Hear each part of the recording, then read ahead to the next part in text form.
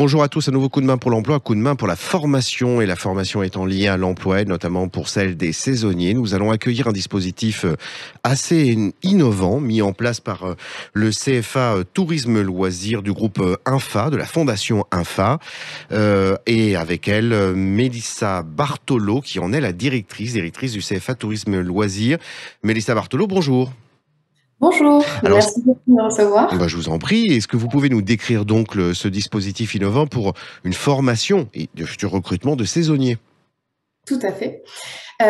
Donc, ce qui est important de savoir dans un premier temps, c'est que c'est un CFA qui est né de la co-construction entre les employeurs et donc l'organisme de formation qui est la Fondation INFA. Oui.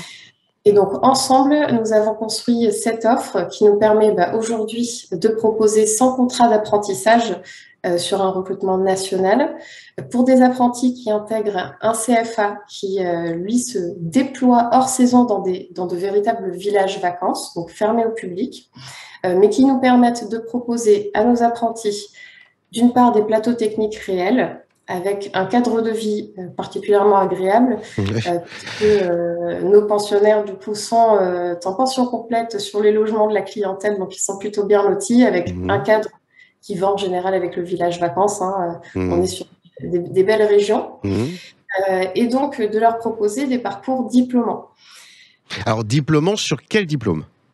Alors, il s'agit de titres professionnels. Mhm. Aujourd'hui, nous proposons 6 titres professionnels différents. Nous avons le titre professionnel de responsable d'établissement touristique, de cuisinier, de serveur, de réceptionniste, d'agent de maintenance et d'animateur loisirs tourisme. Alors, comment se décline dans le temps l'alternance?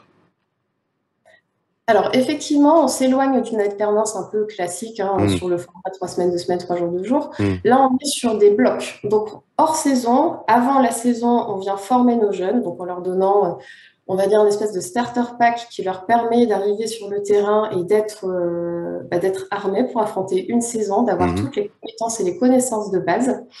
Ils partent ensuite en saison chez nos employeurs partenaires, où ils sont aussi suivis et accompagnés.